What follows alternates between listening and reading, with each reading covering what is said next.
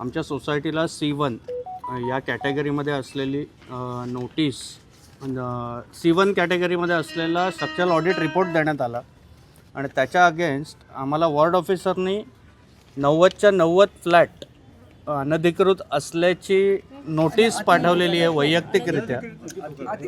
C1 कॅटेगरीमध्ये structural audit report म्हणजे अति धोकादायक बिल्डिंग आणि त्या अंतर्गत वॉर्ड ऑफिसरनी खूपच फास्ट काम करत आम्हाला 90 फ्लॅट धारकांना एक नोटीस पाठवली. आमचे जे चेअरमॅन आहेत मनोज खंडेलवाल, आर्किटेक्ट बेरोड, या सगळ्यांनी मिळून आम्हाला आमची बिल्डिंग धोकादायक घोषित केली. 6 बिल्डिंग आहे टोटल. सगळे 6 बिल्डिंग मिळून एकूण 90 सभासद इथे राहतात. पैकी चेअरमन म्हणून श्रीयुत मनोज खंडेलवाल आहेत, बाकी 12 कमिटी मेंबर्स आहेत. पण इतके वर्ष तेच चेअरमनपदी आहेत आणि आम्ही विश्वासाने सगळं त्यांच्याकडे सुपूर्द केलं होतं. पण ज्या दिवशी C1+ नोटीस लागली त्या दिवशी सगळे सभासद जागे झाले, सगळ्यांना टेन्शन आलं आणि सगळेच खाली उतरले. 2 वर्षापूर्वी, साधारण 1.5 ते 2 वर्षापूर्वी रिपेअरिंग वर्क करून घेण्यात आलेलं आहे. 7.5 लाखापेक्षाही जास्त खर्च दाखवण्यात आलेला आहे रिपोर्टमध्ये. तरी 1.5 वर्षानंतर असा रिपोर्ट की अति धोकादायक इमारती झाल्या आहेत.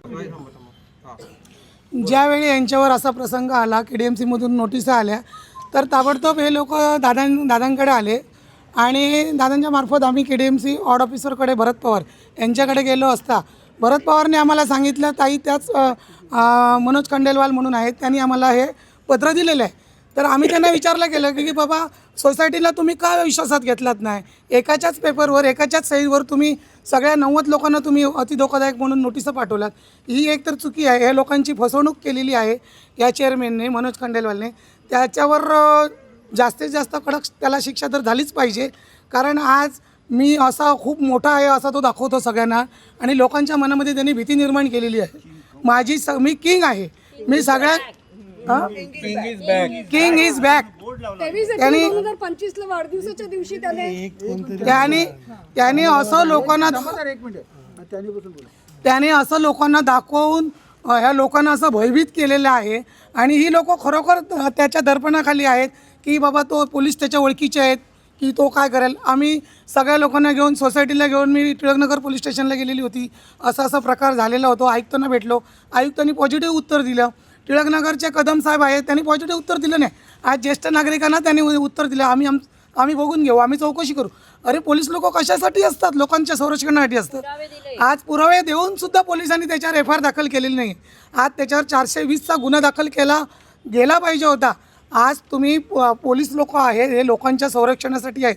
लोकांना टिळकनगरला नेहमी प्रत्येक वेळी जो व्यक्ती जातो त्या टिळकनगरवरून तो रिटर्नच येतो. कारण जे टिळकनगरचे कदम साहेब आहेत ते लोकांना उडवाउडवीचे उत्तरं देतात. पोलिसांनी असं केलं नाही पाहिजे. पोलिसांनी लोकांना विश्वासात घेतलं पाहिजे आणि जो लोकांचा, नागरिकांचा जो काय प्रश्न आहे तो मांडून लोकांचा त्याचा निवारा केला पाहिजे. मी एवढीच पोलीस प्रशासनाला विनंती करते, याच्यामध्ये चौकशी करून या लोकांना आपल्याला न्याय दिला पाहिजे आणि चौकशी करून त्याच्यावर जास्तीत जास्त त्याला शिक्षा झाली पाहिजे, त्याच्यावर गुन्हा दाखल झाला पाहिजे, हीच माझी अपेक्षा आहे.